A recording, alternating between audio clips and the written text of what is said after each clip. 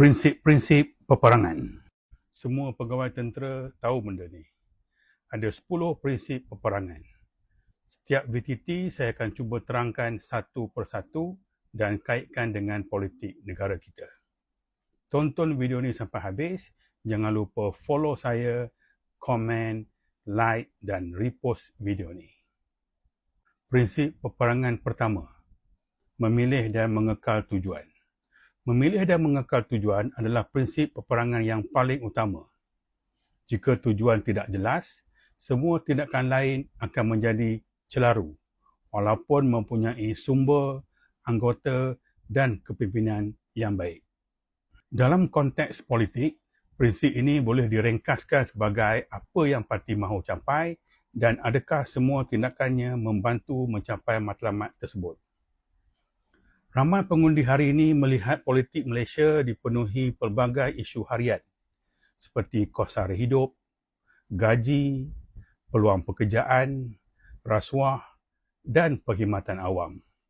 Dari sudut prinsip memilih dan mengekal tujuan, persoalan yang akan ditanya oleh pengundi ialah adakah kerajaan fokus kepada masalah utama rakyat? Adakah parti-parti pembangkang menawarkan alternatif yang jelas?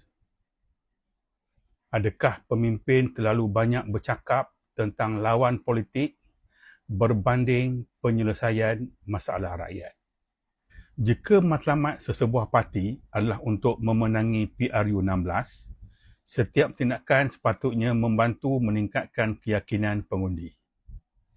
Namun jika terlalu banyak tenaga dihabiskan kepada pertikaian dalaman, serangan peribadi atau isu yang tidak dekat dengan kehidupan rakyat, pengundi mungkin melihat parti tersebut hilang fokus. Saya nak bagi contoh apa yang rakyat nampak dan keliru. Di Kerajaan Pusat, Pakatan Harapan dan Barisan Nasional bekerjasama. Tapi di PRN Johor jadi lain. Kita selalu tengok masa pilihan raya negeri, ada kementerian tiba-tiba buat program bersama rakyat. Dan kita pun tahu program rakyat itu adalah untuk tarik undi. Masa di PRN Johor nanti, kalau kementerian tu menterinya dari Barisan Nasional, nak minta rakyat undi Barisan Nasional ke? Lepas tu, Menteri Pakatan Harapan pula buat program bersama rakyat. Rakyat akan keliru dengan permainan ni. Sebelum jadi kerajaan, kita selalu dengar ungkapan sakau dan reformasi. Itulah tujuan rakyat memilih Pakatan Harapan menjadi kerajaan. Tapi selepas jadi kerajaan, ungkapan sakau dan reformasi masih dilaungkan oleh Perdana Menteri. Rakyat keliru. Kamu dah jadi kerajaan dan Perdana Menteri. Laungan sakau dan reformasi itu ditujukan kepada siapa? Kalau ada pihak sakau, tangkap, siasat dan dakwa. Masa untuk dengar laungan reformasi dah berlalu. Sekarang, masa rakyat nak tengok reformasi dilaksanakan. Sekarang kita tengok pula parti bersama dengan prinsip peperangan yang pertama ni. Pada pandangan saya, tujuan parti bersama ni jelas, iaitu membina Malaysia yang memberi peluang saksama kepada semua rakyat untuk maju berdasarkan usaha dan kemampuan. Kekuatan utama parti bersama bukan terletak pada jumlah ahli atau jentera, tetapi pada kejelasan tujuan yang ingin dicapai.